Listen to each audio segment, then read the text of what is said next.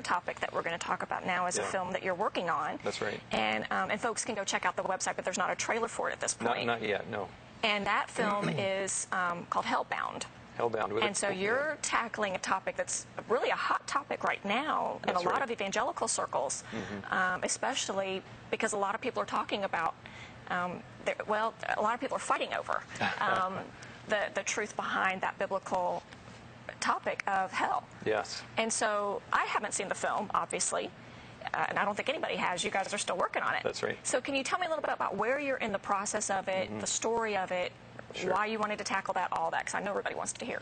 Sure. We're actually just, we began production in the beginning of June, and we're going to be shooting throughout the summer and into the fall. I first had the idea for the film about, man, it's coming up 3 years ago. I edited a book for a friend of mine named Brad Jersak. It's a book called Her Gates Will Never Be Shut, Hope, Hell, and the New Jerusalem. And I had such a revelation while working on the book that I just was so kind of revitalized by reading it that I just said to my wife, I've got to make a movie on this. Well, I sat with that idea for a while. I knew the movie had to be called Hellbound with a question mark at the end. And I think I've since discovered why. But it's interesting, around January of this year, I said, you know what, I'm going to do something every day to make this project a reality. And I started to do that. And pretty much within a few weeks of me starting seriously down the path of making this film happen, suddenly Rob Bell comes out with a book called Love Wins. And the reaction to that, I think, was even greater than he expected. It was on all the major news and on the front page, cover of Time magazine.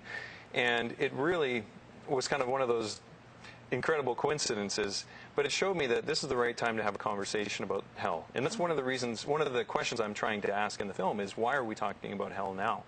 The church has definitely had a healthy debate on the topic throughout its history, but it seems like there's a new boldness to question the inherited orthodoxy, the idea of hell being eternal conscious torment. And there's people raising some really interesting alternative views and that sort of thing.